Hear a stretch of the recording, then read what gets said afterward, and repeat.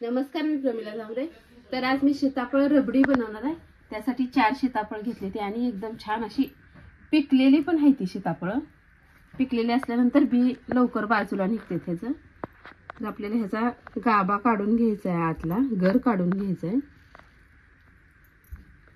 तर तोपर्यंत मी थोडंसं दूध उकळायला ठेवते ह्यातला गर काढून। तर आपल्याला किती रबडी करायची आहे त्याच्या अंदाजाने दूध ओतून घ्यायचं आहे।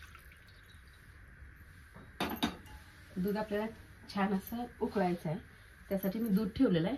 ही विलायची आणि जायफळ आहे, हे पण ह्यात टाकून घेते।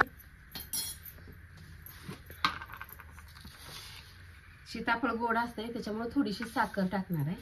तर 1-2 चमचे मी साखर ह्यात टाकून घेते।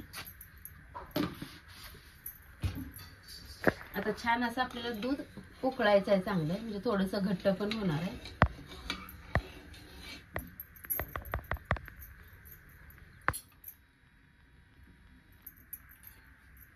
ही पुरणाची चाळणी घेतलेली आहे मी, त्यात आपण हे आतलं सीताफळाचं बिया सगळं काढून घेऊया। बघा 2 सीताफळाचा मी असा गर काढून घेतलेला आहे। ही बिया आणि ही साईडला केलेलं आहे। हे आता काय करते, थोडं मिक्सरला फिरवून घेते, म्हणजे हे बारीक होतंय।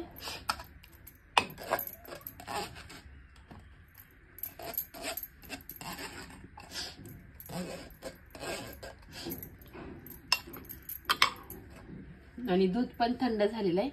हे सीताफळाचा गर जे झालेला आहे खाली बारीक निघलेला, ती दूध मी ह्यात ओतून घेते। दूध पण थंड झालेलं आहे।